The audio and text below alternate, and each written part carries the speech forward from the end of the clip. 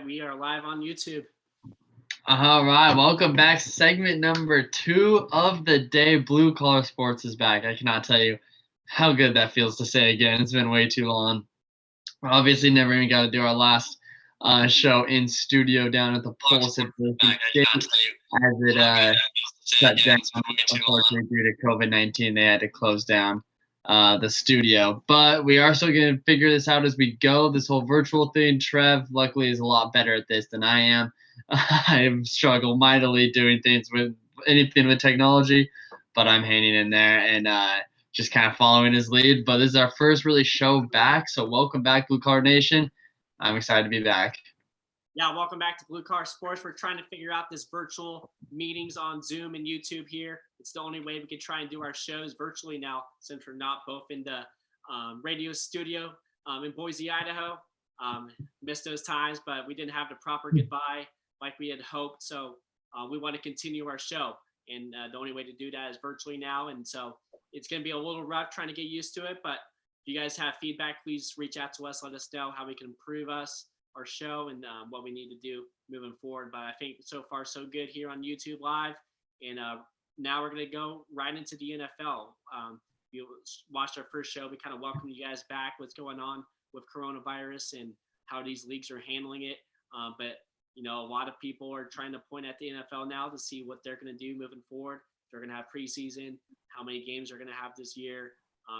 Already we've seen a bunch of players, I believe over 50 have opted out of this season already. Yeah. So it's going to be a season unlike we've ever seen. So, but it's been a crazy off season. Outside of coronavirus, we've had some major moves that we haven't really gotten a chance to talk about in the NFL. And that's what this whole episode is going to be about. Yeah, that's exactly right. First of all, before we get into this, I wanted to ask you. I talked about it with Ryan on his show, The Takeover, the other day.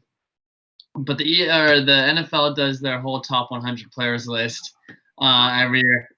I want to get your takes on this because I was shocked by this list, and especially because I didn't even realize this was player voted. That even surprised me even more.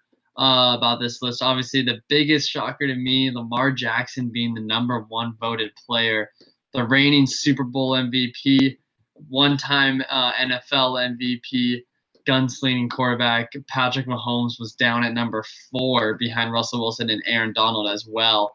What are your thoughts on this list? Yeah, you can kind of see that you see who the players are rooting for here. That's what I believe. A lot of guys are out there and they're fans of Lamar Jackson. People counting him out, and he's proven everybody wrong. So they want to vote him in. And yes, he had a stellar season, but Patrick Mahomes is the best football player in America.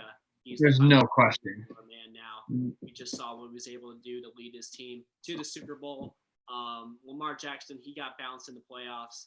I think it's too early to anoint him the best player in football. Lamar or Russell Wilson, I'm not too upset about that. That's the one argument you can make. I can see that one being made there, but Lamar Jackson just a little too early for me to anoint him the number 1 player in football. Patrick Mahomes should be the number 1. I know he struggled most of the Super Bowl, but they're not winning it without him there. So Patrick Mahomes, best player in football. I don't want to see, no Carson Wentz, but you had Josh Allen in the top 100. That makes no sense to me. I know you're not too big of a fan of Wentz either, but he's above Josh Allen. Don't get me started. I would agree with that. But the thing I want to talk about too, the Patrick Mahomes thing, we compare him a lot to Steph Curry and how he's kind of like the Steph Curry of football. And it's starting to kind of seem where it's that thing when Steph Curry first came onto the scene in 2015, 2016, everyone was like, whoa, this guy's fun to watch. He's got a great smile. He has fun when he plays. Everyone loved him. Similar to Patrick Mahomes. Now do you think when Patrick Mahomes starts winning and winning and winning again, you think he can almost get like a Tom Brady-like reputation, which is kind of like what happened with Curry. Curry all of a sudden kind of turned into a villain where people are like, we're tired of this guy. We don't want to see him play anymore. And do you think that could happen with Mahomes where it's like a Tom Brady thing where like, oh, like this guy's going to win again? And do you think that's what the players are kind of voting? Do you think that's part of the reason he fell to 4? Unfortunately, probably yes. I can see, we know Patrick Mahomes is going to be the best player for 10 years. He's going to win all these Super Bowls. He just got paid a lot of money. And we want to give some other guys the spotlight right now on Lamar Jackson. So, unfortunately, I can kind of see that. After the Warriors started winning, everybody kind of jumped over back to LeBron because he was the good underdog story now. And so that's unfortunately, I think that's maybe part of it here. But I don't know exactly how they're doing these votings for the top 100. When exactly did they do the vote? Was it during the playoffs or after? I don't know exactly, but to me, Patrick Mahomes is the best player in football. Yeah, I wanted to quickly brush up on that. But some notable news, obviously, we'll start with the big one recently. Jamal Adams going to the Seattle Seahawks. Quite the hefty price they paid. What's your breakdown on this trade? Yeah, let's break down the NFC West. Let's start with the NFC, and we'll go over conferences. We'll do the NFC West here with the Seattle Seahawks. They made a splash in landing Jamal Adams from the New York Jets. We'll talk about the Jets in a little bit. That's a tire fire there. But Seattle Seahawks, I don't know what to think of them. I know they got Russell Wilson. Pete Carroll's a great coach. Schneider, their GM, is fantastic. But for some reason, I just feel like, they're making some moves that just don't make a little sense right now. They're trying to catch up to their mistakes. You didn't like this move? They gave up a lot, yes.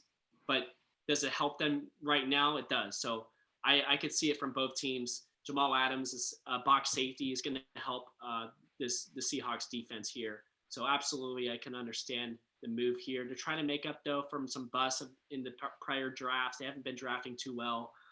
Yeah. To go along with Jamal Adams, he also added Greg Olsen and Philip Dorsett, two decent players there to help out the offense. So I do think this move helps the Seahawks team take maybe a step ahead. But I just feel like they gave up a lot in the future. So they're really going all out for these next couple of years. It's going to be very tough because we'll talk about this division. I think the best in football. So the Seahawks, it was a big move. They gave up a lot, but does it help them right now this year? It does. I love this move. And this is why, obviously, I like Seattle. Jamal Adams was one of my favorite players coming out of college. I also used to really be big on the Jets. They made a couple of accusations that I really did not like, so I kind of fell off the Jets. But the Jamal Adams draft pick was one of my favorites ever. I love this guy, and now he's coming to Seattle, which I love. At first, I agree with you. I did think it was a lot. They did give up, obviously, those 2 first-rounders, a third-rounder, and McDougald. But the more I look at it, Seattle expects, if you have Russell Wilson and Pete Carroll in your system, you expect to at least be a playoff team and probably top 8 in the league every single year. Yeah. For those next 3 years, those picks were in the next 3 years. And so those next 3 seasons, so the best that pick could be in my mind is about 24 or 25. I think that pick is normally going to be like this year, they had the 28th. Or the 26th, it's going to be in that kind of 26, 27, 28, 29 range if everything goes as planned for Seattle. So you're giving them that pick. Their last couple first-round picks, guys like Rashad Penny, who they took at the end of the first round 3 years ago. 2 years ago, it was L.J. Collier, the linebacker who played 2 games for them this year, and only half of those were because of injuries. The other ones, they just couldn't find a spot for him in the rotation. This year, they took Jordan Brooks, a guy who I like, but is he going to be a centerpiece of the team? I don't think so. And so if you're willing to give up, let's say they did this trade 3 years ago, you're giving up Rashad Penny, Jordan Brooks, L.J. Collier, and it's almost arrogant to bring up the fact that they're bad at drafting is the reason they should make a trade. 3 years ago. The problem was 3 years ago. Now Russell Wilson's going to be 3 more years older. Until that is true. That's an argument you can make. But that's another reason I like the trade. Into Jamal Adams, which is decent. The only thing to really give up is the second year's first round draft pick, which could help them, yes, but they've been missing on their draft picks. I gotta be honest, they've not been drafting well. They got a couple guys like DK Metcalf that are helping out, but other than that, this is a guy who can make an impact right now, which is what they need because they were a couple plays away from get into the Super Bowl. And if they can have those plays back with Jamal Adams, I think they got a chance. Yeah, I'm big on this trade. I'm all in. Like I said, Russ is only getting older. They need another cap on that defense. They got him. Maybe AB here soon, too. Yeah, we'll see what they do wide receiver if they try and go out and give Russell Wilson some more help. Let's stay in the division with the NFC champions a year ago, the San Francisco 49ers. They haven't been quiet at all. I know they were fresh off a Super Bowl appearance, but they've been making moves as well, trading away DeForest Buckner to the Colts, but they also added Trent Williams, left tackle from Washington, After Yeah. he retired this year. But Did that draft night? Was that draft night? that was, I think, right after the draft, I believe.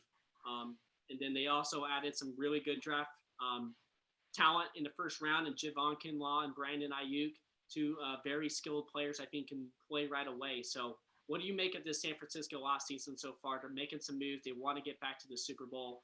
I really do like what they're doing. Yeah, nice. They also extended running back Raheem Monster after he requested a trade. They ended up extending him. Niners, I think, I mean, they're unfortunately, it pains me to say, they're one of the best in the business at what they do. I think they had a good offseason. A lot of people were upset they got rid of DeForest Buckner, but boom, they replaced him with a younger, cheaper guy in Javon Kinlaw.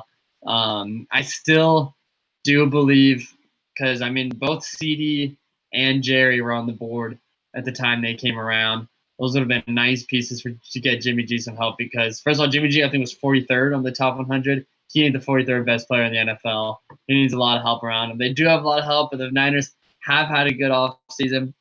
I do kind of, in my way, see a LA Rams type drop off for them next year. I don't think it's going to be as bad. I think they're a better roster than the Rams, but I think people could start to figure them out.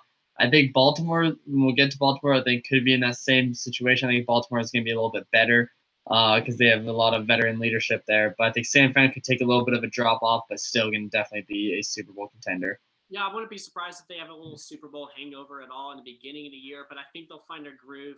I think they're the favorites to win the division over the Seahawks, but I think there's two other teams we'll talk about that are making some noise, knocking on the door. The 49ers, I think, are the most talented NFC team, but can they repeat on what they did last year? It's very tough to do in this league. We're going to have to find out and see. But they have the right guys at the head of it. Kyle Shanahan's the best in the business. They're going to figure things out. But let's talk about the other teams in here. The Los Angeles Rams, you just mentioned them.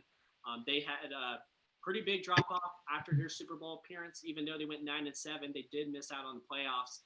And they did have a winning record last year, but everyone just talked about how terrible of a season it was.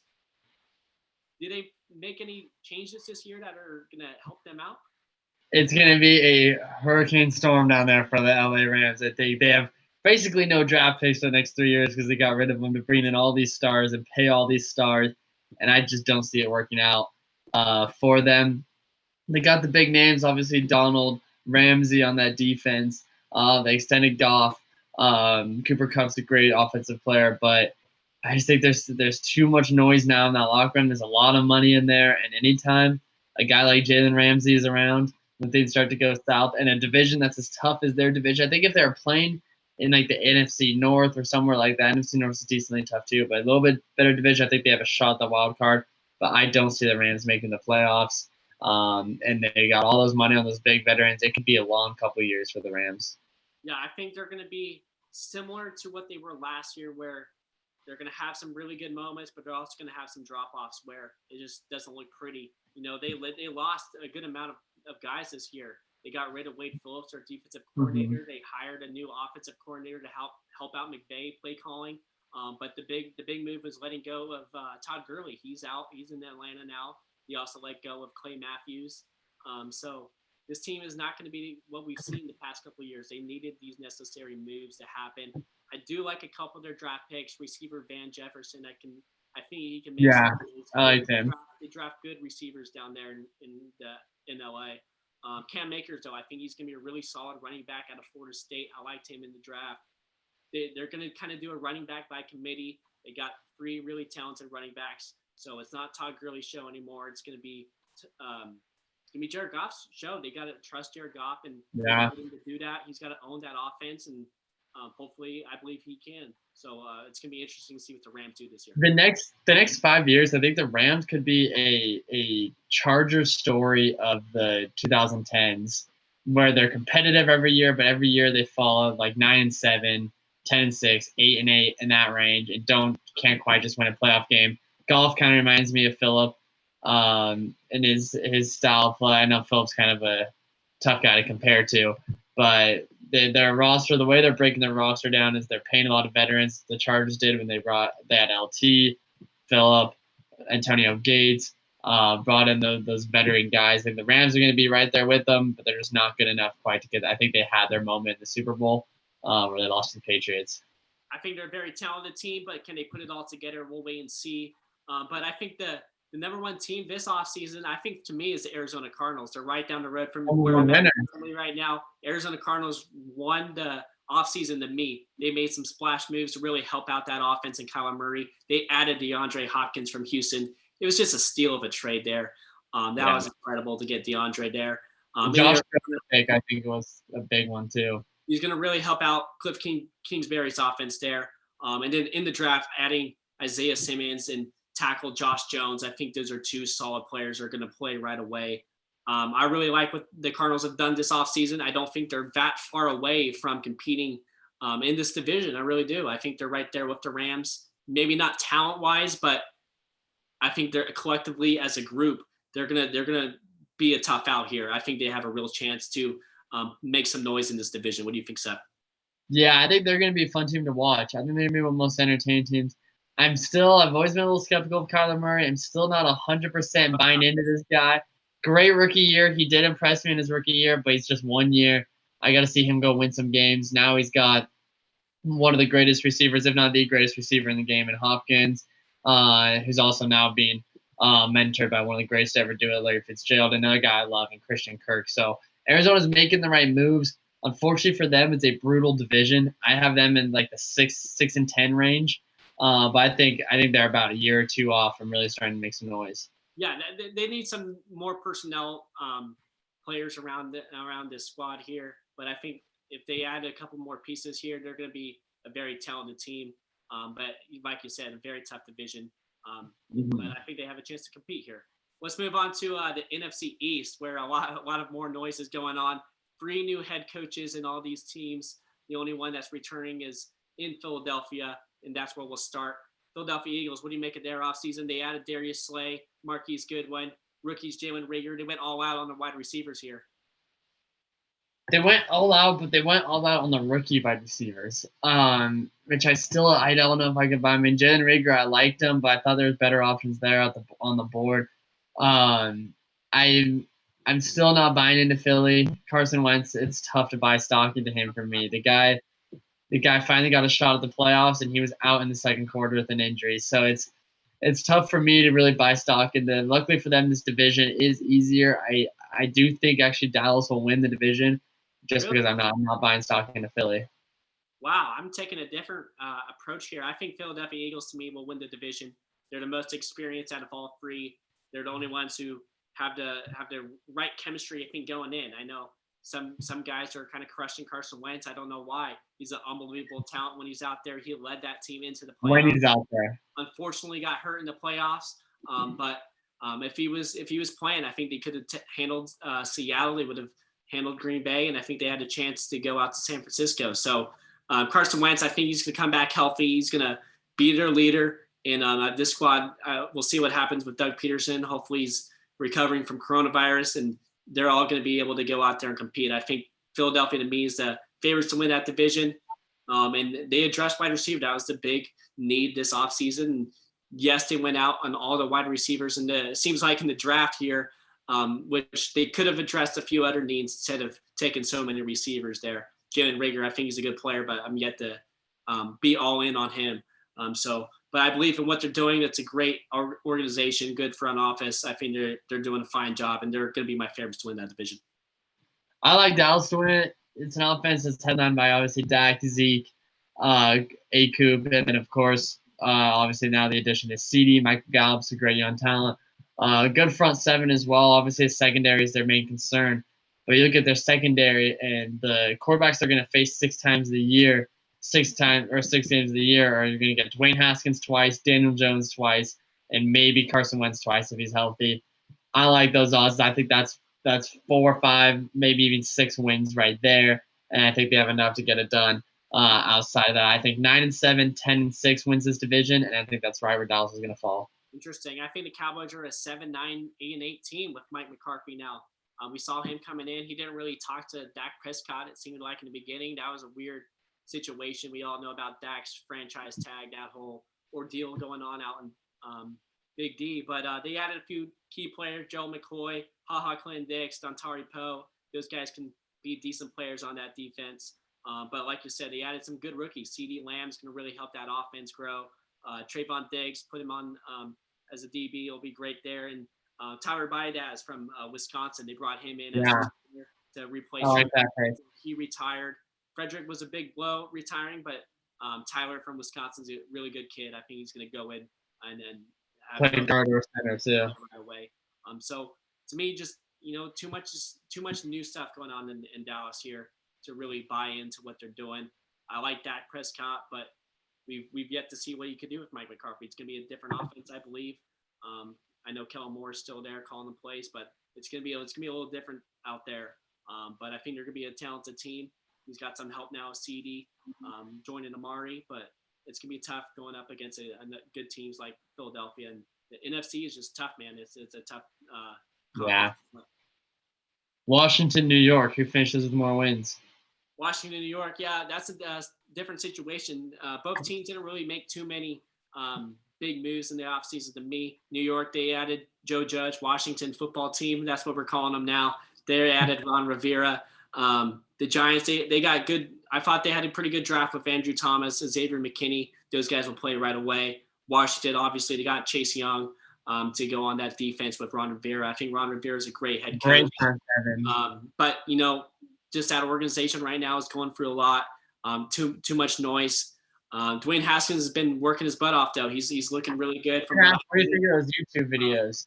What's that? What do you think of this whole posting your workouts on YouTube fad? It's nice to see that you're putting in work, but I like the guys to kind of stay silent, under the radar, and they kind of take you by surprise week one. Maybe that's Daniel Jones. We'll see what goes on. I think Joe Judge is a good leader out there in New York. They're going to have a fun offense to watch. And I think New York will probably end up with more wins over Washington. Yeah. I think they're good. I think they're both going to be around. I do think Washington's actually going to play a little bit better. Dwayne Haskins, I think, deserves another shot before they completely get rid of him. And it seems like, he's been working out with some big name. He's been working out with Odell, AB, big name receivers. They seem to like him. So I'm curious to see what he could bring to the table now, a more fitted system for him. Going to the NFC North, Packers, defending champions of this division. Lots of noise with them, bringing in Jordan Love. I don't know if you saw that interview with Aaron Rodgers the other day, saying that when he first saw that, he poured himself some shots of tequila. It's very, very interesting. I saw another article where it was rumored that he was heard saying that actions speak louder than words in regards to his head coach, Matt LaFleur there. Green Bay taking a major step back this year? I think so. Too much noise is going on out there in Green Bay right now. Matt LaFleur, I don't know if he's handling it the right way. Props to Aaron Rodgers, though, being completely honest. He realizes the big picture. He was in that situation with Brett Favre. He sees what's going on. He knows the business. So props to him. I know he's going through a lot with coronavirus, and I think he broke up with Danica Patrick, so not sure how he's feeling right now. But they brought in Jordan Love, which obviously I'm a big fan of. I went to high school with him, so I wish him the best of luck. He's not going to play right away. Just that doesn't make any sense. But this year is huge on Aaron Rodgers. It's going to be all in, or he's going to be all out next year. If he plays very well and can be in the same situation they were a year ago, I think they'll keep him around maybe a little bit longer. But if not, which I think they lucked out a little bit last year with some injuries that kind of went their way, and they found their way in the NFC Championship game. I don't think that's going to happen this year. It's going to be a little bit tougher road. Green Bay really feeds off the fans. If there's no fans in Lambeau, that's going to be a weird, hard place to play in the snow and the cold weather. It's going to be tough for this Packers team. I like Matt LaFleur, but it could have been, just rookie luck. We'll see what he's able to do in the second year. They added some other good rookies, A.J. Dillon. They didn't get a receiver that Rodgers would have liked, so that was unfortunate. But I think they'll be a decent team. It's going to be tough to win that division, but I don't think they're going to be the team they were last year. Yeah, I actually have Minnesota winning this division this year.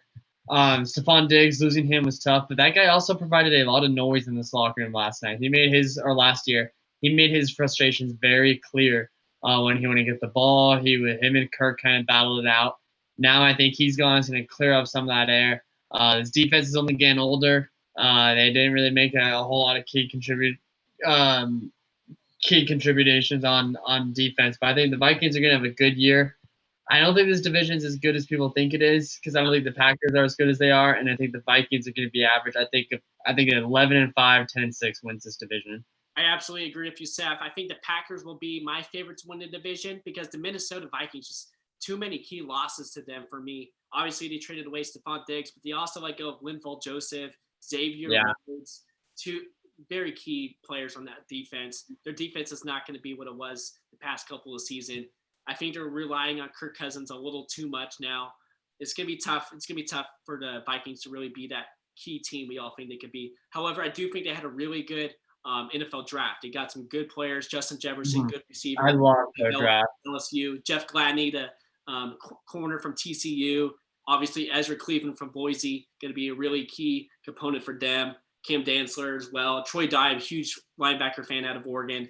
So I really like what they did in the draft, but I don't think it's enough to really recover from the key losses from the free agency period they had. But they'll compete. They'll probably get in as a wild card. If not, they'll win the division over the Packers. But to me, I don't know if they're that Super Bowl team we all want them to be. They're my big sleeper for Jadeveon Clowney, too. I think they need another edge rusher to add to this defense.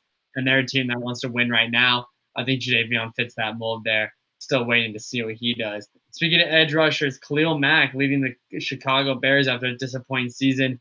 Is this Trubisky's last year as a starter in Chicago? Is he going to be the starter? That's the real question. Yeah, they brought in Nick Foles. It's a full-on competition. Week 1 with Nick Foles. He's got the experience, the Super Bowl ring. Can Trubisky really feed off that? It's going to be very interesting to see what goes on out there in Chicago. My prediction is that Trubisky will be the opening day starter. They can't bail on him right away, or they lost him for the season. They gotta have him kind of start things out. If he plays well, obviously they'll keep him in. But if things go south, Nick Foles will step in and we'll see what he's able to do there. This team it's a weird team to me. So many tight ends. They added Jimmy Graham, Cole Kmet. They just got too many tight ends. I think they had like 7 at one point. You just can't have that many on the field. So it's a weird team to me, the Chicago Bears. I don't think they have enough to really overcome the Packers or the Vikings. Their defense will be solid with Khalil Mack, but who's going to be their quarterback? That's a real big question. Yeah, I don't see them as a competitor. I see them about 7-9 range. Is where I see Chicago. Just like you said, too many question marks on offense. And who's their weapons outside? Obviously Allen Robinson's a stud, but outside of that, who are your weapons there? Running game's inconsistent. And now you got an ongoing debate between Trubisky and Foles, which never really seems to pan out for any team. Interesting report, speaking of quarterbacks, and in the NFC North, Matthew Stafford today. Lions reportedly put him on the reserve list as he tested positive for COVID-19.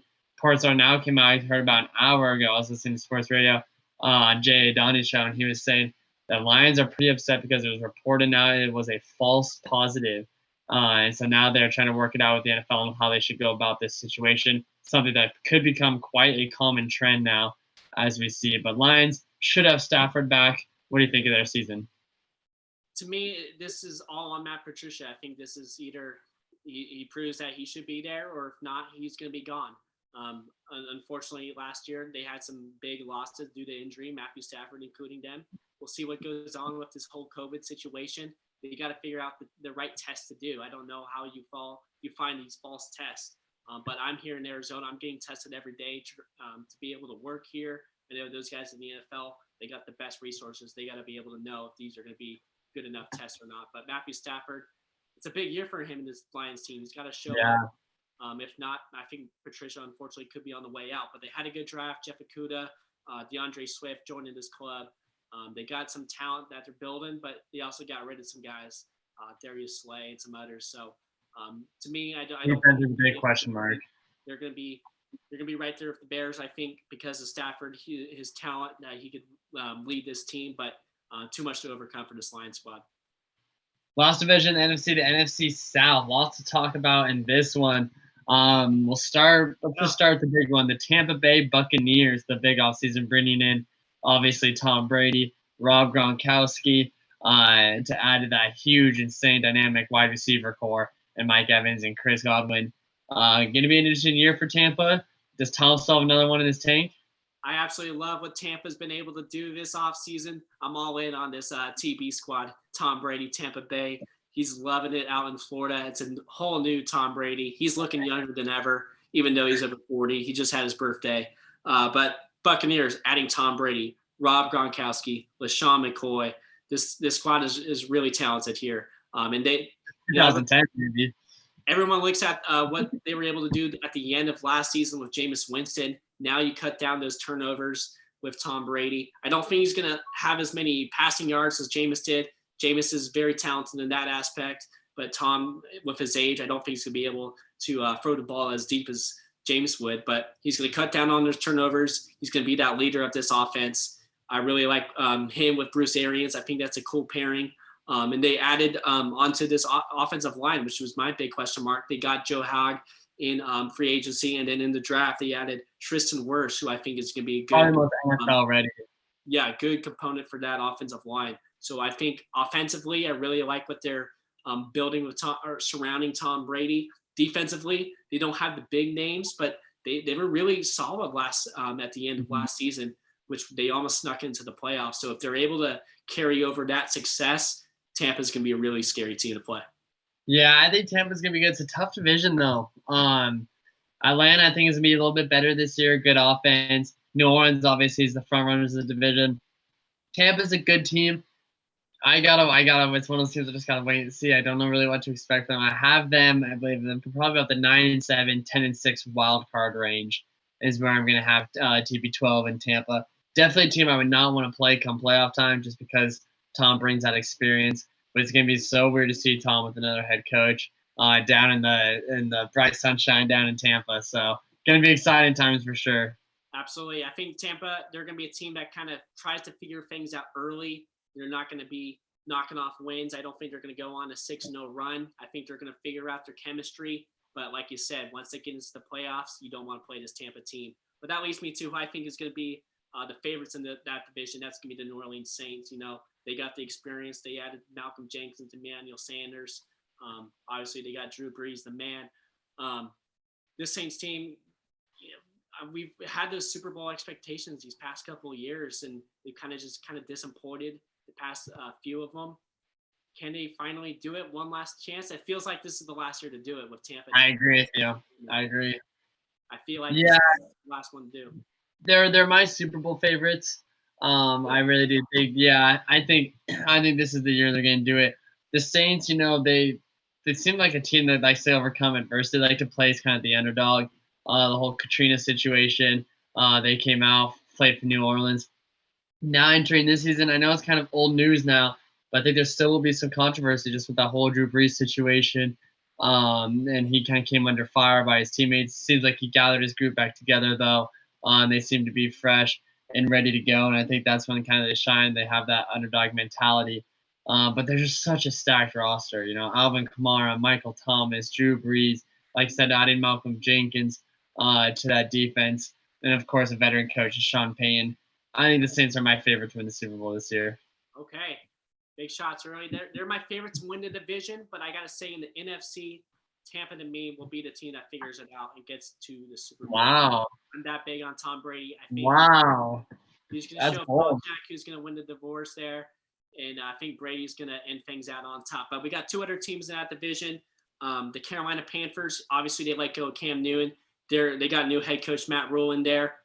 I like that they drafted all defensive players. That shows that they're all in on the defense. My man, Jeremy Chin, Yetur Gross-Matos, Derek Brown, some very talented defensive players. Great. They also brought in Teddy Bridgewater. So I'm excited to see what they're able to do. It's going to be a young team, but I think they're gonna surprise some people. I don't think they're going to be that bad as well.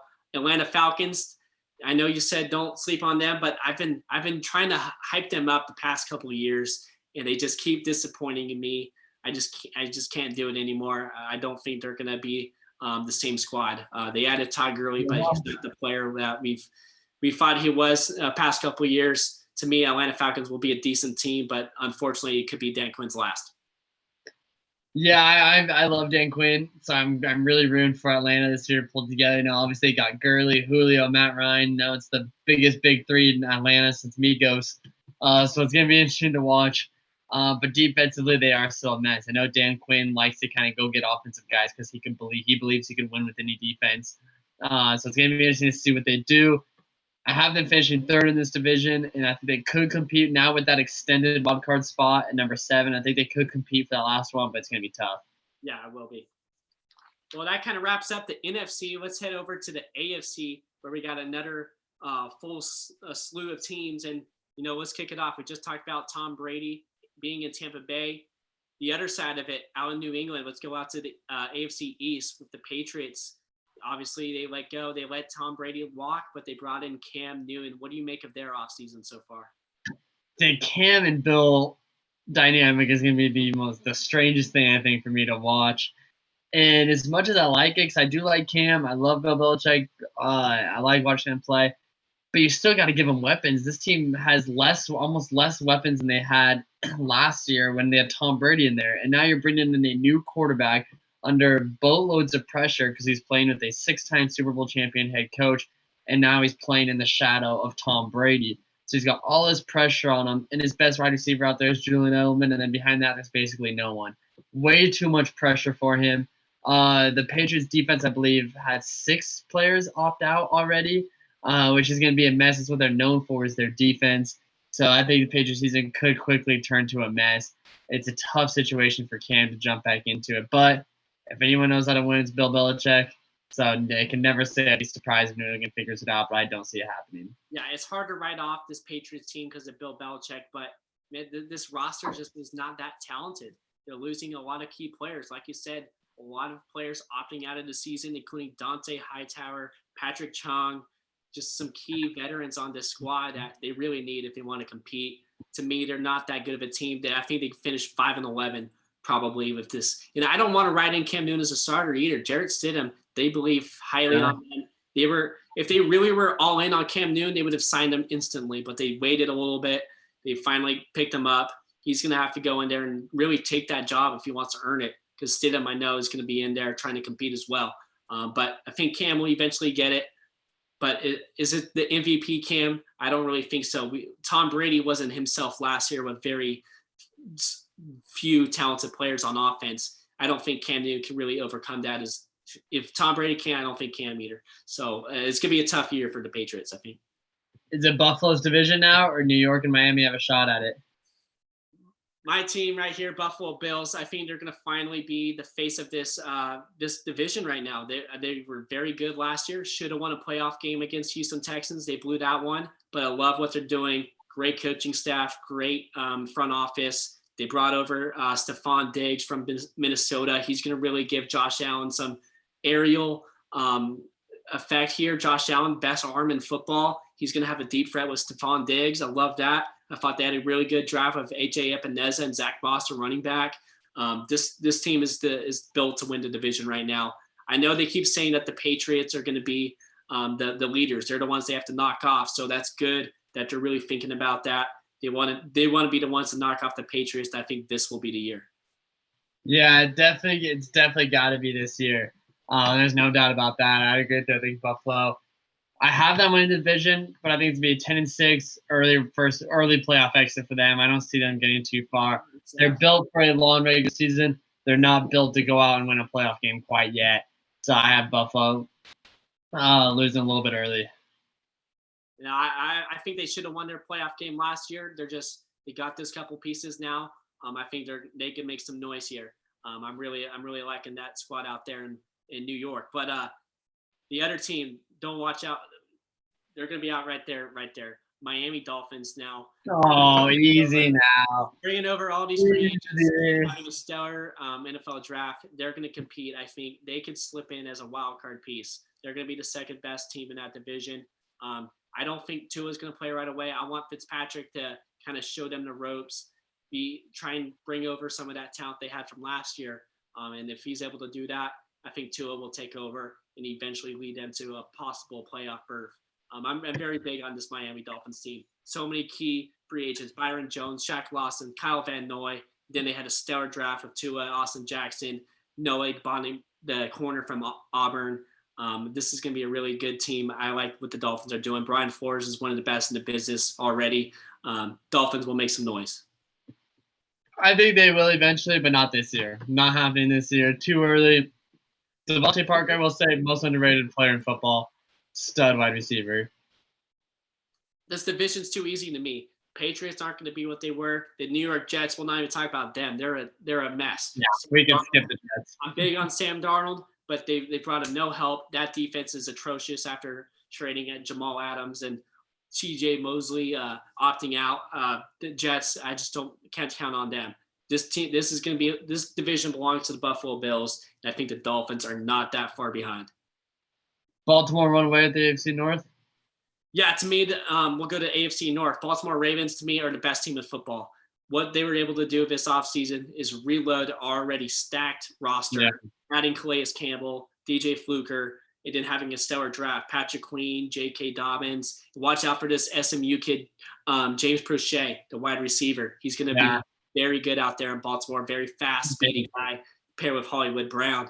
I'm big on this Baltimore Ravens team. I think they got roster-wise, talent-wise, the best team in football. Can Lamar Jackson repeat what he was able to do last year? I don't know yet because I was counting him out before. But if he's able to play like an MVP level, this team will be, I think, a very tough team to play in the league. Yeah, pretty remarkable. A team that set basically every NFL record in rushing yards imaginable last year. Just went out and got better at running back, adding J.K. Dobbins as well. And then, like you said, revamping on that defense. Baltimore is going to be scary. I do think they win the division. Pittsburgh, I will say, though, is my dark horse candidate. I like Pittsburgh a lot. I think they can make a run. I'm not sure what to expect to Big Ben, which is a little bit scary. But I do think that they had a great draft. And obviously, I think T.J. Watt, I think, is one of the underrated players in the NFL on that defense side. I think he's maybe top 2-3 edge rushers in all of football. I think Pittsburgh's going to be scary. Health is always the concern with them. Can they stay healthy? We don't know. Juju's got to make that impact as that number one receiver this year. You know, they added Chase Claypool, obviously the wide receiver from Notre Dame. Like that addition, but it's got to be Juju's a year to step up. And I do think they have one of the best defensive backs in all football, Minkah Fitzpatrick.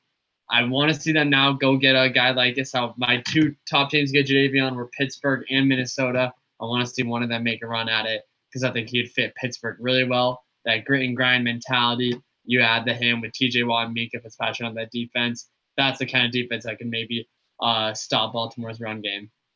Yeah, I don't disagree with you. I think Pittsburgh's going to be a very tough out this season. They were very close last year, and offensively, they were one of the worst I've ever seen. But that defense is that good, that scary. They added some players on that defense as well. So I'm really excited to see what Pittsburgh could do. I think it just falls all on Ben Roethlisberger. Which version are we going to see? Is it the older version that doesn't really care anymore and gets banged up? Or can he kind of find some youth in himself and kind of give it one last go in Pittsburgh and try and get one last Super Bowl, hopefully, with the Steelers? I think he's got that in him. We just got to wait and see. I like that you mentioned Chase Claypool, the wide receiver out of Notre Dame. The Pittsburgh Steelers, to me, are the best wide receiver drafting team in all of football. They found Antonio Brown, Juju. Now they bring Chase Claypool. He's going to be a good number 2 to Juju Smith-Schuster. So I really like the offense to pair along with that fantastic defense in Pittsburgh. I think they could be a very good wildcard team. Tough year for Joe Burrow. Tough year for Joe Burrow. Cincinnati Bengals. I know everyone's high on Joe Burrow, but come on, the NFL is not college football. You had one of the best college football teams of all time in LSU last year. You rolled through everybody. That's not how the NFL works. This is a man's league now. I like Joe a lot, but just that roster is not that good. It just isn't yet. We'll see what they're able to do the next couple of years. But you got a second-year head coach in Zach Taylor. He's not very experienced. You got to learn things with him. Joe Burrow will be good in some moments, but he's also going to be that rookie that we're all accustomed to seeing very early on. He's going to make some mistakes. It's a tough division. The Ravens, Steelers, and even the Browns have very formidable defenses to go up against Joe Burrow. Every pass rushes. It's going to be a tough year for Joe Burrow. Don't expect success very early. Yeah, I'd agree. I love Joe Burrow. got some weapons though. If AJ plays, then you got Taj Boyd on the outside, Joe Mixon at the running back. They got some weapons there for him to work with. But I think it is going to be a tough year. I think you look at those other teams in that division, the Ravens, Steelers, Browns are all heavy on their pass rush. Could be tough for that banged up O-line in Cincinnati and a terrible defense. Could be a rough year for them. Without a doubt, Cleveland I think could make a little bit of noise. I'm never going to buy into Cleveland, but this I think could be a make or break year for Baker. It absolutely is a make or break year. Last year, everyone was saying, "Oh, Cleveland's going to the Super Bowl." No, I knew there were too much noise going on. If you have a lot of noise in the offseason, you're not going to have a good year. And thankfully, right now, Cleveland Brown is having a pretty good offseason because they're not making a lot of noise. Kevin Stefanski is a very good head coach that he's coming in there. It's his first time with the reins, the keys of the city. And I think he's doing a fantastic job so far because he's keeping it quiet. He's focusing on the football. They brought in some key free agents and Jack Conklin, Austin Hooper. They made him the highest paid tight end. And then also Case Keenum. That's a very underrated move. Case Keenum's not going to play, but he's very similar to Baker Mayfield play-wise. He's going to bring that veteran style and confidence to Baker that I think he really needs to take that next level if this is going to be Baker's team. But they also had some good draftees. Jedrick Wills, I think he was my favorite tackle in the draft. And then Grant Delpit, the safety out of LSU, he could bring biggest that defense that they need. So I'm not sold on the Browns, but I think they're going to be much better than they were a year ago. And it's going to be all up to Baker Mayfield. This is his year. Can he show that he can be the face of that team? If not, maybe Case Keenum gets some time. I don't know yet, but Baker Mayfield needs to take that next leap, and it's going to be up to him. Starting out in the AFC South with the Jaguars. Not much to talk about the Jacksonville, but clearing Nick Foles away. Is Minshew Mania here to stay? Surprisingly, it looks like it will be. Gardner Minshew is going to be the guy. I don't know if you saw his press conference today, though. You got to go back and watch it. He was on the COVID reserve list, but today he said he did not have it because COVID got scared of him and it went away. So Gardner Minshew, he's bringing that swag back. And it's all his now. They made a mistake on Nick Foles. I knew that was going to happen, and they shipped him to Chicago. Gardner Minshew, I don't know if he's going to be the face of the future, but I think he's going to be the guy this year. But roster-wise, they just lost too many players. Calais Campbell, some other key players, AJ Bouye on defense. It's not going to be that good of a team. They're in a very good division, and I think they're going to be in that Trevor Lawrence sweepstakes. There's 3 really good draft quarterbacks in this upcoming draft, and I think they're going to be in the sweepstakes for one of them. Yeah, I'd agree with you. I think it could be a down year for them. I think they're definitely outside the division. Obviously, a lot of noise coming in. A lot of people are upset in that locker room. They were able to clear a lot of it away, but I think they're going right back into rebuild mode. It could be this year. It could be Minshew's last year there, but always good to feed That's a couple years ago in the AFC Championship. They had a great defense. With a young team then, too. Jalen Ramsey, we thought they were the team to stay for quite a while. And look now. It just goes to show you how hard it is to win in this league. You got to take your opportunities when you have them, or you're going to end up like a team like the Jaguars where they're completely rebuilding. A lot of quarterback noise in this division. Deshaun Watson, I think he's got to be a little frustrated in Houston, losing his main guy, DeAndre Hopkins, losing some main targets. Indianapolis obviously brings in their veteran quarterback, Phillip Rivers, to try to switch things up and go after a big Super Bowl run. And Titans extend Ryan Tannehill after reaching the AFC Championship. Who's the favorite here? I like that question because to me, all 3 of those teams you just mentioned, I think have a real great chance to win it. The Titans, they went on their great run last year. The Texans, I think they have the best player in that division, the Deshaun Watson. But obviously, like you mentioned, losing DeAndre Hopkins has got to be a big blow to him in that offense. So to me, the team that's making the best moves right now, that's the Indianapolis Colts. A squad that Chris Ballard is building right there. Last year they went on a 6-2 run in the beginning, and then they kind of fell apart. But that was with Jacoby Brissett.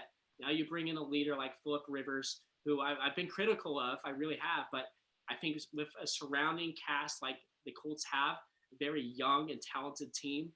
I think they're going to buy into him too. Buy into his energy, his leadership, and they're going to get the most out of each young player. Their defense is fantastic. Now they added DeForest Buckner. and Xavier Rhodes, very underrated corner Yeah. from Minnesota now. To pair along with Darius Leonard and that stellar defense. And then on offense, obviously with Phillip Rivers, they added some key offensive rookies, and Michael Pittman, very good receiver out of USC, and then Jonathan Taylor. This running game, let's talk about it. I think they got one of the best offensive lines. Oh, Taylor and Marlon Mack. Now they add Marlon Mack and Jonathan Taylor Taylor to be their running backs. So they're not putting all the pressure on Phillip Rivers. They need his leadership. He needs to cut down on those turnovers. He needs to play more like a Tom Brady than Jameis Winston will.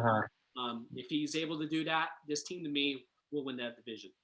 I think that's a great point. Play more conservative. It's tough for Phillip Rivers. He's kind of a Jameis Winston guy where he likes to try to make things happen. Yeah. But you're in a system now where you got weapons everywhere, and you got a good defense that will keep opposing offenses off the field, and then you got weapons all around. I think this could be a potential landing spot too for a guy like Antonio Brown, Josh Gordon, because they're surrounded by veteran presence. It's a good system. I think if AB or Josh Gordon were to buy into there, add that weapon with T.Y. Hilton, and then mentor Michael Pittman into it, I think this offense is even more explosive. I think they got the attitudes for a guy like AB to get in there and go back to work and grind it out. I think that could be a potential landing spot for him. We know Bauer's all about the culture. I don't know if he wants that kind of noise. Like I said, if you have a lot of noise in the summer months, you're not going to be a good football team. Indianapolis Colts, they've kept it quiet. They're grinding, and they're going to be a really good football team. Out in Tennessee, obviously they gave Tannehill the big contract, and they franchised Derrick Henry quickly. Is that the right move to make? It's tough, obviously, seeing what Derrick Henry did last year, but at the same time, I would agree. I know I'm not necessarily a big fan of Ryan Tannehill, but to be honest, you always take the quarterback. Running backs don't last long in the NFL. It's sad to say. Jamal Charles, you go back to Jamal Charles. This is a guy who was the rushing leader for 1 year. 2 years later, was outside of the NFL, wasn't even in the league anymore. That stuff happens a lot in the NFL. These running backs burst onto the scene. They're incredible. They're fun to watch, but unfortunately, that's how the game is. The lifespan for running backs just isn't that long. I would say it's about 4 or 5 years for a good running back. Derrick Henry seems different because he is like 6'2", 300 pounds, however big he is, a massive individual, so you can't really see him really battling injuries. And coming off the season he had, it's tough. But at the same time, I'm never willing to give a big contract to a running back. You saw what the Rams did to Tom Gurley, and it put them in a hole that they're finally able to get out of. I think Tennessee was trying to avoid that, and I honestly don't think it was a bad decision. Yeah, I mostly agree with you. I can't be sold on Ryan Tannehill just yet. Yeah, I think there are more options out there. Yeah, absolutely. To me, the Tennessee Titans, they had a good story last year, but I think they're going to miss the playoffs this next year. I think they kind of have that break. Houston Texans and the Colts will be the two teams in that division to make it. I think the Titans, are going to have a little bit of a hangover there. I know their defense is stellar. If they're able to play the way they were last year, they'll get in. But to me, it's just going to be a little too tough. Last division, the reigning Super Bowl champs will start out with Kansas City Chiefs. Big news for them. Luckily, they brought in running back Clyde Edwards-Helaire in the draft because Damian Williams has opted out. He was scored 2 touchdowns in the Super Bowl. He is out for this season. As well as, I can't remember the name, but one of their starting offensive linemen has opted out as well. But anytime you got Patrick Mahomes in there, it's going to be a dynamic offensive system. Mainly their defense is returning. Going to be a fun year for Kansas City. I think it's their division. Yeah, they're going to take it. They got the $500 million man, Patrick Mahomes, highest paid player in sports. Damian Williams, it's tough to see him walk away, but thankfully they drafted Clyde Edwards-Helaire, very talented running back out of LSU. He's going to be a really good component for that offense. I can't count against the Chiefs. Maybe they kind of have a little hangover from last year, but we've seen their press conferences. They're all in on this big 10-year span. They think they have a dynasty in the making. They just got to be smart about it. Bring in the right players, make the right moves. They got a really good GM in Brett Veach, so I think they can do that. It's going to be tough to repeat. We don't, NFL teams, they don't repeat as Super Bowl champions. It's just that hard. So I'm not predicting them to do that. I think Baltimore Ravens are the most talented team in football right now, but obviously if you got Patrick Mahomes, who should be the number one player in football, you're going to have a great chance. This division, though, I will say it's going to be a little bit tougher than it was last year. Yeah. So the Chiefs, they're not going to have as good of a record last year, but they're going to be right there to make the noise. Yep. Yeah, and I agree. And I saw a huge sign of maturity with them last year in that they took things off the regular season. There were a couple games where Mahomes could have played earlier that he didn't. That they rested him. They knew the year before that they were 15-1, gunslinging every time. Mahomes was going over 400 yards, putting up all these numbers. Got to the playoffs, got bounced by the Patriots in the AFC Championship. Next year, they know Mahomes got his MVP. He got what he wanted. Now they know it was time to win. Could have had a better record last year. I think they ended up 12-4 last year. Definitely could have been better in the regular season, but they know it's about the playoff time. I think this is a very mature team, and I think they're going to be right there. I still give them an edge over Baltimore. I'd agree with you. I think Baltimore is more talented, but come playoff time, I'm taking Patrick over Lamar. Yeah, the experience, what they were able to do last year, obviously, you make a good point. They took the games off that they needed to because they knew the big picture was to be Super Bowl champions. It doesn't MVP doesn't matter. Having the best record in the regular season doesn't matter. You want to be that team holding the Lombardi Trophy at the end of it, and that's what the Chiefs were able to do. And obviously, don't count them out this year because they got the talent to do it and repeat their second year in a row. Denver's my sleeper team, though. I think a lot of people are also buying into them right now as well. Drew Lock obviously came onto the scene at the end of the year and played great football. Curious to see, because now he's got some pressure because he's got weapons there. Maybe the best running back trio in the NFL now, and Royce Freeman, Phillip Lindsay, and then adding Melvin Gordon this offseason. And obviously, I think Cortland Sutton is ready to be that big-time starting wide receiver outside. Von Miller had kind of a rough year last year. He's back. Bradley Chubb will be able to see what he could do now coming off that ACL tear. But I think Denver could be scary, and I think they could be a sleeper. Yeah, I know a lot of people are making Denver their sleeper team. They're saying Drew Lock is going to be that second-year quarterback that pops. There always is. It seems like. For me, I don't see it just yet. I don't want to jump on that bandwagon. I like what we saw from Drew Lock, but it was still very early. I don't think he's got that it factor like Patrick Mahomes or that Carson Wentz had his second year. I just don't know if Drew Lock's in that conversation yet. To me, Kyler Murray's that second-year quarterback that's going to take that leap, not Drew Lock. Although they did get a lot of pieces to help him, like you mentioned, to go on that offense in the draft, adding Jerry Jeudy, KJ Hamler, two very good, talented wide receivers to go along with Cortland Sutton and that great running back committee they got. Offensively, they're going to be very stellar, and their defense is fantastic as well with Von Miller and Bradley Chubb.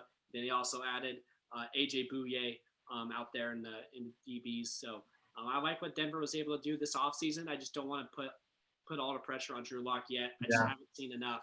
It's going to be a tough division, like I said. Chiefs are in it. We'll talk about the Chargers. I like what they're doing. So it's going to be tough for the Broncos, but I think they could land as a wild card for sure. They got the talent to do it. But we'll wait and see what Drew Lock's made of. Fast forward to Week 10. Chargers, who's your starter? Tyrod Taylor, Justin Herbert? Week 10, I'm gonna say Justin Herbert. I think. Oh, you think you're gonna be in? Week 1, it's gonna be Tyrod Taylor. You got to give him the start here. He's a very talented veteran quarterback that Anthony Lynn really enjoys. I know that he kind of fits the style that offensively they want to play out there in LA. But I think there's going to be too much noise that they want the rookie quarterback to come in there and play. And I think Herbert's a very smart guy. He had like a 4.0 as a science major, leading that Oregon Ducks to the Rose Bowl. He's going to figure out that playbook. He's going to get in there and get those reps. So I think he's going to get in there. Like you mentioned, Week 10, around then. Hopefully he's able to get in there and play. I think it's a very talented team. Obviously, on the defense, they're going to be very scary to play for any offense. So, right, them and the Broncos, I think, are in a very similar conversation where they're going to compete for that second-tier team in that division and possibly a wild card spot. Kind of a weird year to switch, but you think Raiders make any noise in Vegas in their first year? Yeah, it's going to be interesting. This is the Las Vegas Raiders now, no longer Oakland. I saw today though no fans in that stadium, Allegiant Stadium. I drove by it the other week, beautiful, but no fans are going to be able to show up there. So that's not gonna. I know Gruden loves the fans; he's got to have them in there. So it's going to be interesting to see what they're doing. Interesting though to have Marcus Mariota come in there to back up Derek Carr. Yeah, everyone's been talking about if Derek Carr's really Gruden's guy. We'll wait and see what they're made of. I think Derek will play the whole season. Marcus will be a good backup. the draft, they also had some head scratchers once again. I don't know what they were doing. Henry Ruggs, the first receiver taken, was he's a great player, but speed doesn't mean you're going to be a great receiver in this league. We've seen too many of them get drafted too high and just not work out.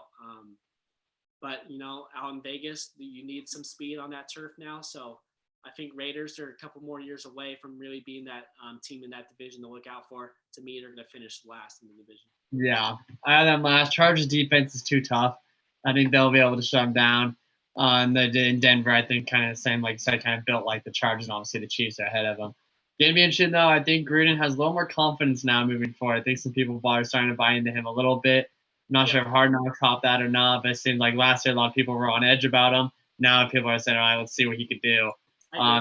They got some weapons on offense. Great young running back in Josh Jacobs. Derek Carr, I'm surprised people are wanting to write him off as quickly as they are, because 3-4 years ago, this guy was an MVP candidate. And now all of a sudden it's like people want to buy into this Trevor Lawrence sweepstakes down in Vegas. So going to be interesting to watch, but I got them finishing last as well. Yeah, who wouldn't want to buy into Trevor Lawrence sweepstakes? We'll wait and see what happens with college football. Obviously, a lot of noise still going on. Some players are opting out. We'll see if any big name quarterbacks like Lamar or Justin Fields out in Ohio State. We'll see what they end up doing, and if we're even going to have a college football season. But we'll be here to give you the news when it happens at Blue Collar Sports. But that's kind of our NFL offseason overview, what's been going on, key additions, key losses, what we're kind of expecting going into this football season. So far, so good. Teams are back in training camp, and it looks like we're going to have a season. I don't know if there could be preseason, and it's going to be unfortunate for all those undrafted free agents with their one shot to make it. They need those preseason games, and unfortunately, they're just not going to have that, and they're not going to make the team. So my thoughts go out to all those players who are trying to make it during these rough times, but hopefully they get a chance next year. Yeah, we'll see. It's definitely tough. Definitely tough for seniors or guys want to go in the NFL draft next year as well. Like I said, there's no college football. It's going to be tough. But that is kind of a sneak peek at the NFL. We're planning on going about 20, 25 minutes on these segments today. I thought we might go over a little bit. I think we're about an hour in this segment. So gotta love it. Blue Collar is back. No one to tell us to get off now, so it's kind of nice. That's right. We run our own show now. So I hope you guys liked it. Blue Collar Sports on YouTube Live. Make a comment down below and let us know how we can improve, what we need to do wrong. I believe this will show up on our YouTube account. If not, I'll have it up very soon. But we don't have a set time yet, but once we do, catch us on Twitter at Blue Collar SR. We'll post it there. We'll let you guys know when we're going live on YouTube and having our shows. We're just trying to figure things out with coronavirus, our new schools, and what is really going to go on this fall. So still up in the air, but once we have a set time, we'll let you guys know. Yeah, exactly. Blue Collar Sports ain't going nowhere, that's for sure. We'll let you know right here on Twitter. Obviously, it looks a little bit different than when we're in studio. No mics, no headphones, and we're stayed away from each other. So a little bit different in that regard, but still doing what we love, just talking sports and enjoying it. And we finally got live sports again. It's nice to see it going on. A couple good basketball games going right now, so you definitely go tune into those as well. And we will definitely be doing this. I plan on doing it once a week, and we'll have that set time for you. Yeah, absolutely, Seth. It's good to be back with you. Good to see you. Hope you're doing well out in Idaho. Blue Collar Sports. You as well. Stay safe. Back. I will. Thank you. Trying to. Crazy times for sure, but Blue Collar Sports is back because the whole world is starting to come back, hopefully. That's right. Yeah, stay safe out there, Trev, down in Arizona. I know we'll be talking. I know quarantine's probably eating you up, but we'll all be back to normal eventually. Sending some positivity. Yep. Absolutely. Thank you. All right. Thanks to everyone for tuning in today as well. We'll see you soon. Go check out our Twitter. We'll have a time for you up there, but we'll be back within the next week. Yeah, thanks for tuning in today. Blue Collar Sports.